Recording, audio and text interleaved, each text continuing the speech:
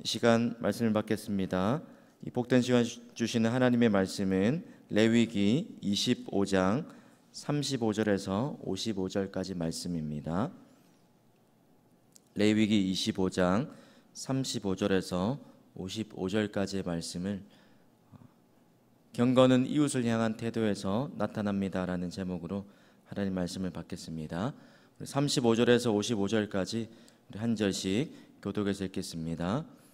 내 형제가 가난하게 되어 빈손으로 내 곁에 있거든 너는 그를 도와 거류민이나 동거인처럼 너와 함께 생활하게 하되 너는 그에게 이자를 받지 말고 내 하나님을 경외하여 내 형제로 너와 함께 생활하게 할 것인즉 너는 그에게 이자를 위하여 돈을 구워주지 말고 이익을 위하여 내 양식을 구워주지 말라.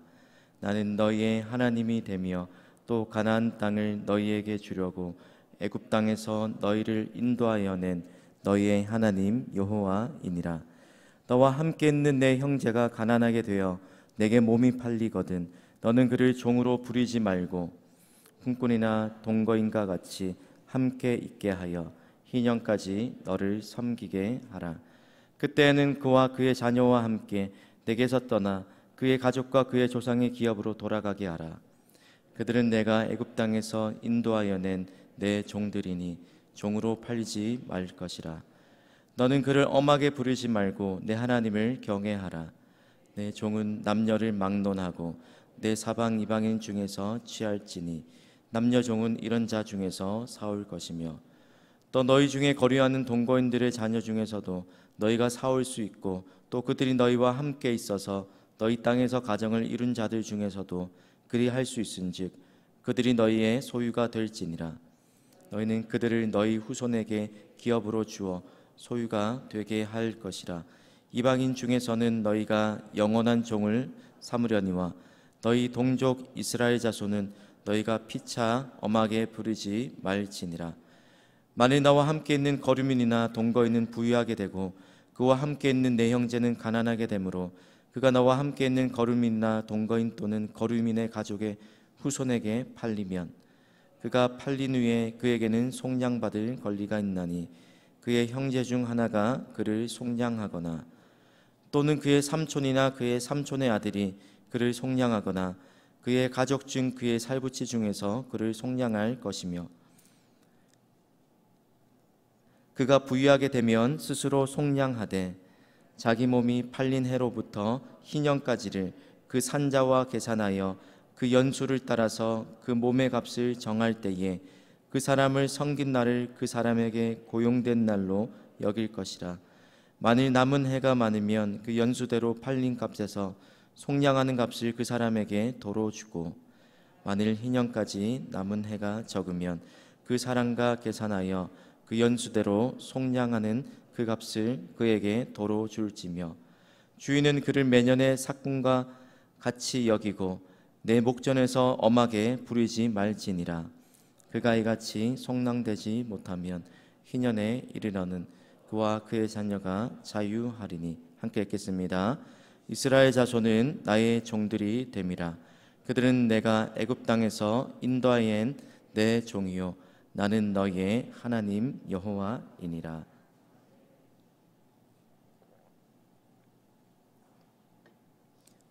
오늘 본문도 계속해서 희년에 관해 살펴보는 말씀입니다. 우리가 어제까지 살펴보았던 25장 13절에서 34절까지 말씀은 희년과 땅에 대한 권리를 이야기하는 내용이라면 오늘 우리가 함께 살펴볼 35절부터 55절까지는 희년과 노예, 종의 해방에 관한 말씀을 해주고 있는 본문입니다. 특별히 형제가 가난하게 되었을 때 어떻게 행동해야 하는지에 관한 말씀이 소개되고 그리고 39절부터 55절까지는 그 종들을 노예들을 어떻게 취급하는지 그리고 희년 제도에 연관해서 오늘 본문에 설명해 주고 있습니다. 먼저 35절부터 38절까지의 말씀을 보시면 이스라엘 그 사람 중에 자신의 동포 중에서 아주 가난해서 자기의 힘만으로는 도저히 살아갈 수 없는 그 사람을 도와줄 수 있는 몇 가지 방법을 가르쳐 줍니다. 여러분, 그 방법의 핵심을 말하자면 바로 그 가난한 형제를 불쌍히 여기라는 것입니다. 또 다른 말로 그 형제를, 그 가난한 형편에 처한 형제를 함부로 대하지 말고 존중히 여기라는 것입니다. 어떻게입니까? 35절부터 37절까지 말씀인데 우리 화면을 보시고 함께 읽겠습니다. 내 형제가 가난하게 되어 빈손으로 내 곁에 있거든 너와 함께 생활하게 하되. 36절입니다. 너는 그에게 이자를 받지 말고 내 형제로 너와 함께 생활하게 할 것인지. 37절에 이렇게 말씀하십니다. 함께 읽겠습니다. 너는 그에게 이자를 위하여 돈을 꾸어 주지 말고 이익을 위하여 내 양식을 꾸어 주지 말라. 그럼 또 하나님께서 이스라엘 백성들에게 출애굽기 22장 25절 말씀에도 이렇게 명령하셨는데 우리 25절 말씀도 함께 읽겠습니다. 내가 만일 너와 함께한 내 백성 중에서 가난한 자에게 돈을 꾸어 주면 너는 그에게 채권자 같이 하지 말며 이자를 받지 말 것이며. 여러분, 고대 사회에서 가난한 자에게 이자를 받기 위해서 돈을 빌려주는 것을 금지했던 경우는 바로 이스라엘 뿐이었다고 합니다. 여러분, 이스라엘 백성들이 돈을 빌려주되 이익을 위한 이자를 받지 않기 위해 그렇게 돈을 받는 것을 금지한 이유가 무엇입니까? 그럼 그렇게 살아가야 할 중요한 삶의 동기가 무엇입니까? 그럼 36절 한번 보십시오. 36절에 내 하나님을 경외하여라는 표현이 나옵니다. 왜 그렇다는 겁니까? 하나님을 경외하면서 이스라엘 백성들이 살아가기 때문이라는 것입니다. 그런데 어떤 하나님을 이스라엘 백성들이 경외하면서 섬깁니까? 우리 38절 말씀을 함께 화면을 보고 읽겠습니다. 나는 너희의 하나님이 되며 또 가나안 땅을 너희에게 주려고 애굽 땅에서 너희를 인도하여 낸 너희의 하나님 여호와이니라. 이 하나님이 어떤 하나님이십니까? 자유가 없었던, 또 애굽에서 430년 가까이 노예 생활을 했던 이스라엘 백성들을 그 종된 몸에서 벗어나게 하시고 또 가나안 땅, 젖과 꿀이 흐르는 그 가나안 땅으로 인도해 주신 은혜의 하나님이랍니다. 이스라엘 백성들이 그런 하나님을 섬기고 있다라면 비슷한 처지에서 동일한 어려움을 겪고 있는 이 동포를 만나게 되었을 때 이 하나님의 은혜를 경험하고 이 은혜를 잊지 않고 살아간다면 어려운 형편에 처해서 가난하게 된 이 동포에게도 동일하게 자신이 받았던 이 은혜를 베풀라는 것입니다. 그럼 39절부터 46절에서는 또 비슷한 내용인데 형제가 가난하게 되어서 팔려온 경우에 어떻게 대해야 하는지에 대해서 알려주십니다. 그러면 큰 빚을 진 경우에는 자신을 채무자에게 종으로 팔 수 있었습니다. 그래서 39절부터 55절까지 하나님께서 들려주신 말씀은 그 당시 종의 제도를 최대한 아주 인간적인, 종이라고 할지라도 함부로 대하지 않고 인간적으로, 인격적으로 대할 수 있는 그런 제도를 만들어 주시기 위해서 마련해 주신 내용이라는 것입니다. 여러분, 큰 빚을 져서 종이 된, 또 자신의 종으로 팔았던 그 형제 자매를 어떻게 대하라고 하십니까? 39절 하반절 말씀을 보시면 너는 그를 종으로 부리지 말고, 또 40절에 품꾼이나 동거인과 같이 함께 있게 하여 희년까지 너를 섬기게 하라라고 말씀하십니다. 그럼 어떻게 대하라고요? 동족을 종으로 삼거나 또 종으로 팔지 말라라고 말씀하십니다. 또 다른 말로 바꿔 말하자면 소유의 정도에 따라서 사람을 대하는 태도를 다르게 대하지 말라는 것입니다. 대신에 품꾼이나 또 거류민과 같이 내가 돈을 주고 고용한 어떤 계약직 노동자 같이 그런 동료 노동자로 여기라는 것입니다. 오늘 본문의 43절과 46절, 53절에 세 번 반복해서 또 하나님께서 이 종으로 팔린 형제를 이렇게 대하지 말라라고 말씀하시는데, 그게 바로 엄하게 부르지 말라라는 것입니다. 여러분, 엄하다라는 이 말은 이스라엘 백성들이 노예 생활, 애굽에서 종 생활했을 때 그 특징을 보여주는 말입니다. 애굽에서 힘든 그 노동, 흙을 굽고 또 벽 이기기와 수많은 힘든 노동, 그것을 보여주는 단어이고요. 부리다는 말은 문자적으로 보면 지배하다라는 말입니다. 그래서 이 두 가지를 합쳐서 생각하면 엄하게 부리지 말라, 쇠사슬로 묶어놓거나 채찍으로 때리는 행위를 두고 엄하게 부린다라고 또 이야기하기도 합니다. 쉽게 말하면 혹독하게 대하거나 오늘날로 말하자면 함부로 갑질하지 말라는 것입니다. 왜 그렇게 하지 말아야 합니까? 36절에 이스라엘 백성들에게 그 당시에 다른 나라들이 이자를, 자신의 이익을 위해서 이자를 구워주고 돈을 받았을 때 이스라엘 백성들에게는 그렇게 하지 말라고 하셨던 그 삶의 동기와 마찬가지로 여기서도 그 이유가 동일합니다. 바로 하나님을 경외하는 마음가짐 때문에 이웃을, 또 비록 종이 되어서 자신을 팔 수밖에 없는 그런 형편에 처한 형제자매라 할지라도 그들을 엄하게 부리지 말라라고 명령하고 계신 것입니다. 여러분, 이것이 바로 사람을 대하는, 우리가 이웃과 형제자매를 대하는 태도를 보면 우리가 하나님께 대한 마음가짐이 어떠한지, 또 더 나아가서 우리가 하나님을 어떻게 대하는지를 확인하고 증명할 수 있는 길이 되기 때문입니다. 우리가 잘 아는 양과 염소의 비유에서 마태복음 25장 40절에 예수님께서 이렇게 말씀하십니다. 지극히 작은 자에게 한 것이 곧 내게 한 것이다 말씀하십니다. 또한 잠언 14장 34절과 17장 5절에 보면 하나님께서 이렇게 말씀하십니다. 가난한 자를 학대하거나 조롱하는 자는 그를 지으신 하나님을 멸시하는 것이다라고 말씀하셨기 때문에 비록 종으로 자신을 팔 수밖에 없는 그런 처지에 있는 형제를 할지라도, 나에게 종으로 그 형제자매가 오게 되었다 할지라도 그를 엄하게, 혹독하게, 함부로 대하지 말라는 것입니다. 사랑하는 성도 여러분, 저와 여러분도 하나님을 경외하는 믿음을 가지고 있다라고 말하면서도 혹시나 우리도 모르게 주변 사람들에게 무례하게 대하고 또 함부로 엄하게 대하고 있지는 않으십니까?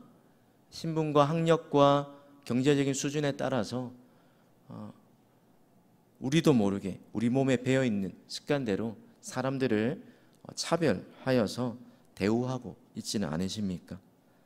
우리가 하나님을 경외하는 성도라면 주변 사람들을 대할 때 무례하게 대하거나 함부로 대하지 않고 그를 인격적으로 대하고 존중히 여기는, 또 소중히 여기는 마음으로 대할 줄 알아야 할 것입니다. 왜 그렇습니까? 요한일서 4장 11절 말씀을 우리 함께 화면을 보고 읽겠습니다. 시작. 사랑하는 자들아, 하나님이 이같이 우리를 사랑하셨은즉 우리도 서로 사랑하는 것이 마땅하도다. 여러분, 오늘 본문의 38절과 55절에 두 번 반복해서 나오는 표현, 그리고 이 희년 제도의 근본 정신이 되는 그것이 무엇인지를 오늘 38절과 55절에 두 번에서 반복해서 보여주는데요. 바로 너희를 종되었던 애굽 땅에서 건져낸 그 하나님, 은혜와 사랑으로 우리를 구원하시고 인도하신 그 하나님, 그 하나님을 잊지 말고 그 하나님을 경외하는 믿음을 가지고 이러한 삶을 살아가라는 것입니다.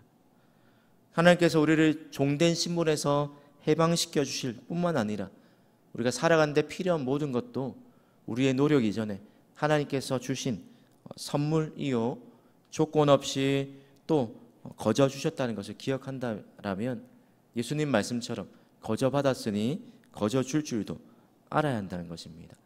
철저히 하나님의 은혜로 살아가는 인생임을 고백한다면 우리 또한 하나님께 이 값없고 조건 없는 이 사랑과 은혜 빛을 진 사람처럼 또 형제와 자매와 이웃을 대할 때 그러한 삶을 살아가야 한다는 것입니다. 바로 이 오늘 38절과 55절 종되었던 애굽 땅에서 인도하는 하나님을 잊지 말라, 이 말씀을 신약의 말씀으로 바꿔보면 우리가 아까 읽었던 요한일서 4장 11절 말씀처럼 하나님께 우리가 받은 사랑을 잊지 않고 기억하면서 그 사랑에 빚진 자처럼 우리 또한 이웃을 대해야 한다는 것입니다. 여러분 47절부터 49절까지는 어제 살펴보았던 고엘이라는 제도가 소개되는데요. 형제가 가난 때문에 외국인에게, 다른 동포에게, 다른 민족에게 팔리게 되었을 때 그때 누가 이들을 속량해야 하는지를 알려줍니다. 48절과 49절을 보십시오. 그가 팔린 후에 그에게는 속량받을 권리가 있나니 그의 형제 중 하나가 그를 속량하거나 또는 그의 삼촌이나 그의 삼촌의 아들이 그를 속량하거나 그의 가족 중 그의 살부치 중에서 그를 속량할 것이요라고 말씀하면서 가족이나 친척 중에 속량해야 할 의무가 있다라고 이야기하십니다. 경제적으로 어려움을 당한 그런 형제나 가까운 친척이라면 이 고엘 제도를 기억하면서 하나님께서 우리를 위해서 그리스도의 피값으로 속량하신 것처럼 우리도 어려움에 있는 형제 자매들을 외면하지 말고 또 도움을 주라는 것입니다. 사랑하는 성도 여러분, 여러분 어려움에 처한 여러분의 가족과 친척을 어떻게 돌보고 계십니까? 그들의 어려움을 돌아보고 또 필요를 채우고 계십니까? 기억하십시오. 오늘 본문의 말씀을 통해서 하나님은 많은 것을 소유하려는 우리의 이 그릇된 본성 때문에 이웃을 존중하고 사랑하는 마음을 버려서는 안 된다라고 이야기하십니다. 오늘 본문의 표현으로 말하자면 비록 종으로 팔려온 자라 할지라도 그를 함부로 대하거나 종으로 부리거나 엄하게 부려서는 안 된다는 것입니다. 종으로 나의 소유가 되었기 때문에 마땅히 그들을 부를 것이 아니라, 그래서 그들을 통하여서 이웃을 이익의 대상으로 여길 것이 아니라 돌봄의 대상으로 여겨야 한다는 것을 오늘 희년제도의 또 말씀과 함께 연관해서 우리에게 알려주고 계신 것입니다. 사랑하는 성도 여러분, 거룩은 구별됨이라고 내기를 통해서 우리가 누누이 보고 있습니다. 종교적인 영역의 끝일 뿐만이 아니라 오늘 본문의 경제적인 면에서 또 사회적으로 이웃을 대하는 태도를 통해서 하나님을 경외하는 삶이 나의 소유를, 이웃을 이용하는 삶이 아니라 어려움에 처한 형제 자매와 이웃을 위해서 하나님이 주신 나의 소유를 잘 사용하는 삶으로 나타나야 한다라고 이야기하고 있습니다. 그럼 교회사의 영적 거인이었던 조나단 에더즈라는 목사님이 계십니다.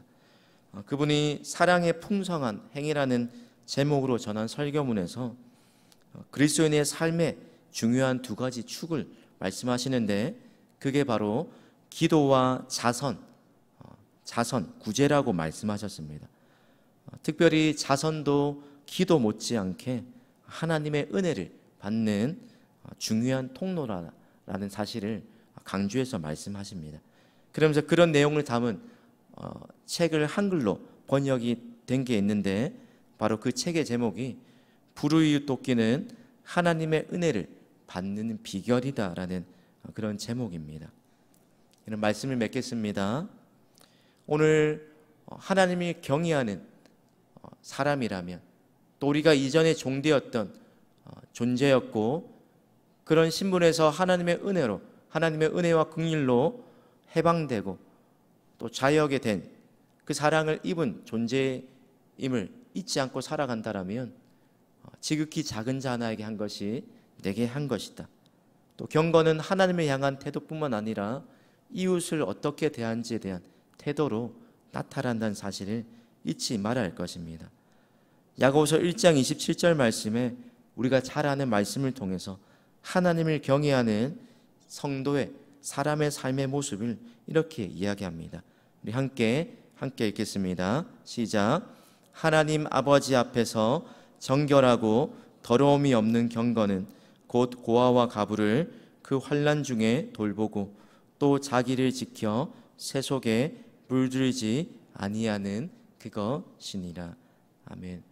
오늘 하루와 이번 한 주를 살아갈 때 경건히 하나님을 향한 태도뿐만 아니라 우리가 일상에서 만나는 가족과 이웃, 특별히 어려움 중에 있는 형제 자매를 어떻게 대하는지를 향한 태도에서 증명된다는 사실을 기억하시면서 오늘도 하나님 앞에서 지극히 작은 자 하나에게 한 것이 내게 한 것이다 라는 말씀을 기억하시면서 또 어려움 중에 있지만 또 어려움 중에 있는 또 다른 누군가를 돌봄으로 우리의 경건이 말로만의 경건이 아니라 삶으로 증명되는 경건함이 되기를 우리 주님의 이름으로 축복합니다.